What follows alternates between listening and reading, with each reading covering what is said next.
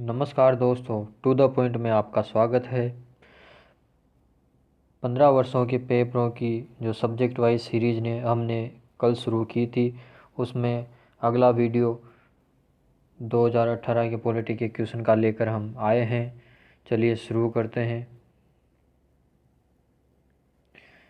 निम्नलिखित कथनों पर विचार कीजिए। पहली लोकसभा में विपक्ष में सबसे बड़ा राजनीतिक दल स्वतंत्र पार्टी था। लोकसभा में नेता प्रतिपक्ष को सर्वप्रथम 1969 में मान्यता दी गई थी। लोकसभा में यदि किसी दल के न्यूनतम 75 सदस्य न हो तो उसके नेता को नेता प्रतिपक्ष के रूप में मान्यता नहीं मिलती है। 10% सदस्यों का है टोटल के 75 सदस्यों का ऐसा कुछ नहीं है। तो हम तीसरे ऑप्शन को एलिमिनेट करते हैं, तो हमारा आंसर बचा बी। ये 75 नहीं है, 10% है। नेक्स्ट प्रश्न देखते हैं। भारत की संसद किसी कानून विशेष को भारत के संविधान की नवीं अनुसूची में डाल सकती है। नवीं अनुसूची में डाले गए किसी कानून की वैधता का परीक्षण किसी न्यायालय द्वारा नहीं किया जा सकता एवं उसके ऊपर कोई भी निर्णय भी नहीं किया जा सकता। उपयुक्त में से कौन सा कथन सही है? इसमें केवल एक कथन सही है, क्योंकि जो न्यायालय है उसकी संविधान न्यायिक समीक्षा है, वो मूल ढांचा है, और वो कोई भी ऐसा कानून जो संविधान के मूल ढांचे को कमज़ोर करता है, ऐसे कानूनों को असंवैधानिक घोषित किया जा सकता है न्यायालय द्वारा। तो इसका आंसर हो गया केवल 1। भारत की संसद के संदर्भ में निम्नलिखित में से कौन सी संसदीय समिति इसकी समीक्षा करती है और सदन को सूचित करती है कि जो विनियम, नियम, उपनियम, उपविधि आदि बनाने की शक्तियाँ संविधान द्वारा प्रदत्त है या सदन द्वारा प्रत्यायोजित है, उनका कार्यपालिका द्वारा इन प्रत्यायोजनों डेलीगेशन की परिधि के भीतर उचित प्रयोग हो रहा है। कौन सी समिति है? वो है अधीनस्थ विधान संबंधी समिति। ये जो समिति है बी, वो ये सारे काम देखती है। अगला प्रश्न है, निम्नलिखित कथनों पर विचार कीजिए। शिक्षा का अधिकार यानी कि RTE अधिनियम के अनुसार किसी राज्य में शिक्षक के रूप में नियुक्त होने हेतु अर्ह होने के लिए किसी व्यक्ति में संबंधित राज्य अध्यापक शिक्षा परिषद द्वारा निर्धारित न्यूनतम योग्यता का होना आवश्यक है। RTE अधिनियम के अनुसार प्रारंभिक कक्षाओं में शिक्षण हेतु किसी अभ्यर्थी के लिए राष्ट्रीय अध्यापक शिक्षा परिषद के दिशा निर्देशों के अनुरूप लिए गए अध्यापक अर्हता परीक्षण में उत्तीर्ण होना आवश्यक है। भारत में 90% से अधिक अध्यापक शिक्षा संस्थान प्रत्यक्ष रूप से राज्य सरकारों के अधीन हैं। इसका कौन सा कथन सही है? इसका केवल दूसरा कथन सही है।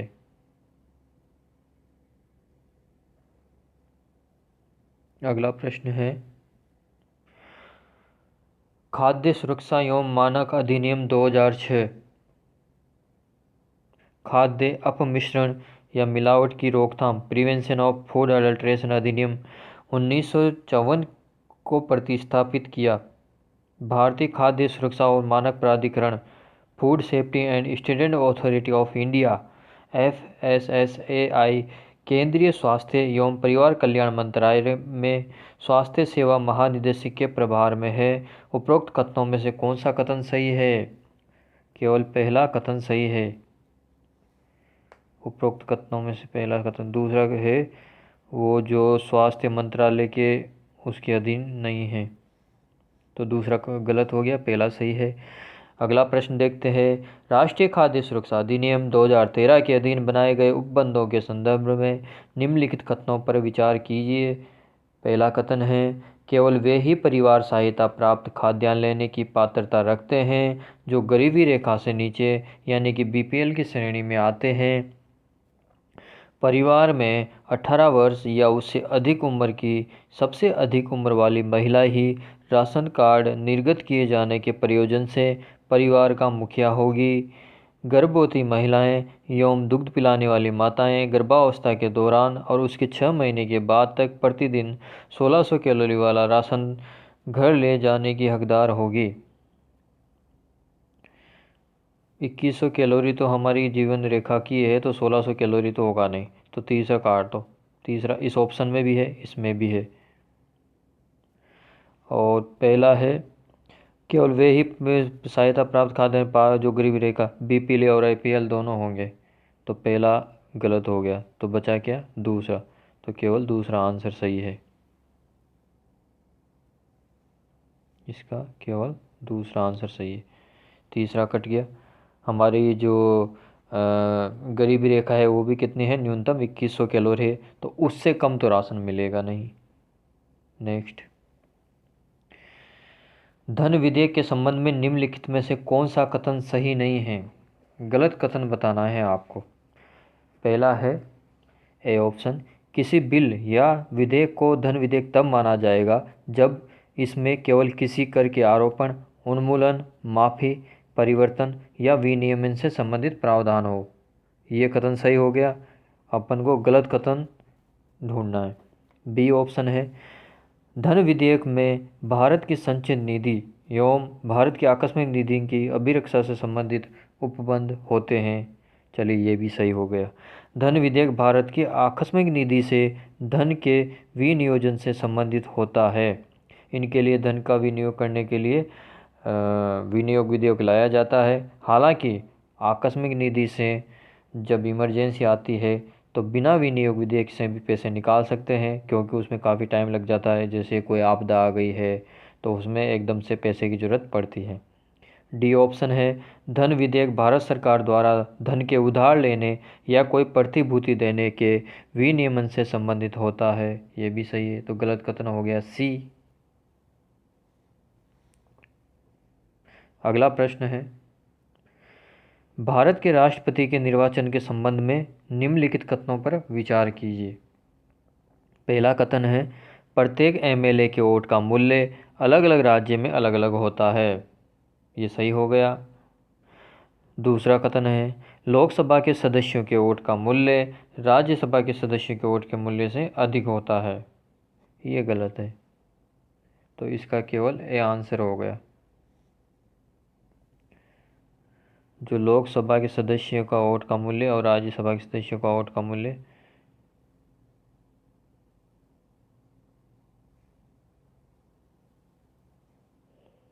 भारतीय शासन अधिनियम 1935 के द्वारा स्थापित संघ में अवशिष्ट शक्तियाँ किसको दी गई थी? ये गवर्नर जनरल को दी गई थी। बी ऑप्शन सही है इसका। नेक्स्ट प्रश्न है, विधानसभा का या की अध्यक्ष यदि विधानसभा का सदस्य नहीं रहता है तो अपना पद रिक्त कर देता है। जब कभी विधानसभा का विघटन किया जाता है तो अध्यक्ष अपने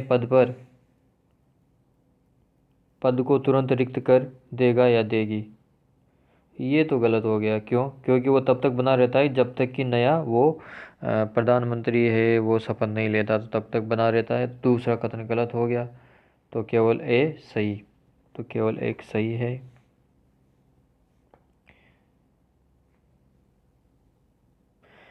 अगला प्रश्न है, विधि और स्वाधीनता के बीच सबसे उपयुक्त संबंध को निम्नलिखित में से कौन प्रतिबिंबित करता है? यदि विधियां अधिक होती है तो स्वाधीनता कम होती है। बी ऑप्शन, यदि विधि नहीं है तो स्वाधीनता भी नहीं है। सी ऑप्शन, यदि स्वाधीनता है तो विधि निर्माण जनता को करना होगा। डी ऑप्शन, यदि विधि परिवर्तन बार बार होता है तो वह स्वाधीनता के लिए खतरा है।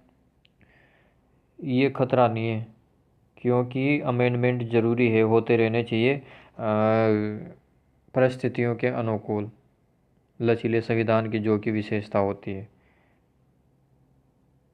तो बार बार होता है स्वाधीन के लिए खतरा है क्या? ये खतरा नहीं है। तो ये ऑप्शन तो हमको सही कथन चुनना है, तो ये ऑप्शन हो गया गलत। यदि स्वाधीनता है तो विधि निर्माण जनता को करना होगा, इसका ये मतलब नहीं है। जनता के द्वारा चुनी गई सरकार। अगर सब जनता अपने हिसाब से सब अलग अलग कानून बनाने लग गए विविधतापूर्ण देश में, तो स्वाधीनता पे खतरा आ सकता है। तो इसका सी ऑप्शन भी गलत हो गया। ए ऑप्शन है, यदि विधियां अधिक है तो स्वाधीनता कम होगी। ऐसा कोई ज़रूरी नहीं है कि कानून ज़्यादा है तो, क्योंकि भारत का जैसे संविधान हम बोलते हैं सबसे बड़ा लिखित संविधान है, तो इतना बड़ा संविधान है, इतनी सारी उसमें नियम कानून है, इसका मतलब हमारी स्वाधीनता कम थोड़ी हुई। हमारे संविधान ने हमें कई स्वाधीनताएं दी है, कई अधिकार दिए हैं। तो कभी भी इसका मतलब ये नहीं होता कि विधियां या कानून ज़्यादा है तो स्वाधीनता कम होती है। तो सही आंसर हो गया हमारा बी, यदि विधि नहीं है तो स्वाधीनता भी नहीं है। अगला प्रश्न है, निम्नलिखित में से किनको विधि के शासन के प्रमुख लक्षणों के रूप में माना जाता है। लॉ एंड ऑर्डर की बात चल रही है। पहला है शक्तियों का परिसीमन, दूसरा है विधि के समक्ष समता, तीसरा है सरकार के प्रति जन उत्तरदायित्व, चौथा है स्वतंत्रता और नागरिक अधिकार। इसका है सरकार के प्रति जनता का उत्तरदायित्व। सरकार जनता के प्रति उत्तरदायी होती है या जनता सरकार के प्रति होती है? ऑब्वियसली जनता ने सरकार को चुना है तो सरकार जनता के प्रति उत्तरदायी होगी। तीसरा एलिमिनेट करो, ये गया, ये गया। पहला सही है, पहला किस किस में आ रहा है, इसमें भी आ रहा है, इसमें भी आ रहा है, लेकिन इसमें तीसरा आ रहा है, तो सी आंसर सही हो गया इसका। 1 2 4। अगला प्रश्न, यदि भारत का राष्ट्रपति संविधान के अनुच्छेद 256 के अधीन यथा उपबंधित अपनी शक्तियों का किसी विशेष राज्य के संबंध में प्रयोग करता है तो उस राज्य की विधानसभा स्वतः भंग हो जाती है, उस राज्य के विधानमंडल की शक्तियां संसद द्वारा या उसके प्राधिकार के अधीन प्रयोज्य होगी, सी उस राज्य में अनुच्छेद 19 निलंबित हो जाता है, या फिर डी राष्ट्रपति उस राज्य से संबंधित विधियां बना सकता है। कौन सा प्रयोग इसमें सही है, कौन सा कथन सही है? तो इसका आंसर है बी, उस राज्य के विधानमंडल की शक्तियाँ किसके पास आ जाएगी, संसद और उसके प्राधिकार के अधीन प्रयोज्य। या तो संसद आ जाएगी या फिर संसद या राष्ट्रपति वहाँ पे राज्यपाल या उसके समकक्ष जो भी होगा अधिकारी उससे राज्य का प्रशासन चलाएगा। ये लक्ष्मीकांत में पढ़ लेना, पॉलिटी के लिए लक्ष्मीकांत बुक बेस्ट है। अगला प्रश्न है, भारत के किसी राज्य में सर्वप्रथम लोकतांत्रिक रूप से चुनी गई साम्यवादी दल की सरकार। भारत का उस समय का सबसे बड़ा bank imperial bank of India, जिसका नाम बदलकर भारतीय स्टेट बैंक रखा गया। एयर इंडिया का राष्ट्रीयकरण किया गया और यह राष्ट्रीय वाहक बन गया। अगला है, गोवा स्वतंत्र भारत का अंग बन गया। इनको कालक्रम के अनुसार जमाना है, कौन सी घटना पहले हुई, फिर दूसरी, फिर तीसरी। इसका सही जवाब है बी,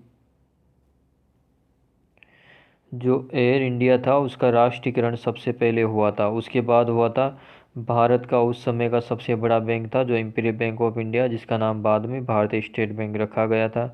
और थर्ड नंबर पे हुआ था हमारा लोकतांत्रिक रूप से चुनी गई साम्यवादी दल, और सबसे लास्ट में गोवा स्वतंत्र भारत का अंग बना।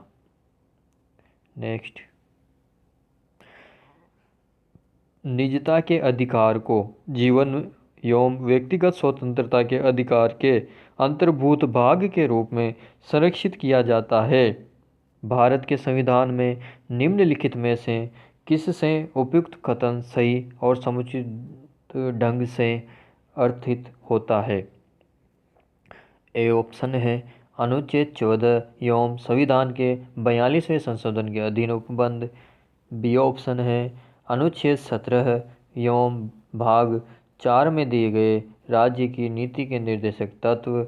या फिर सी, अनुच्छेद 21 और भाग 3 में गारंटी की गई स्वतंत्रताएं, इसमें मूल अधिकार किए गए हैं। या फिर डी, अनुच्छेद 24 और संविधान के 44वें उपबंध।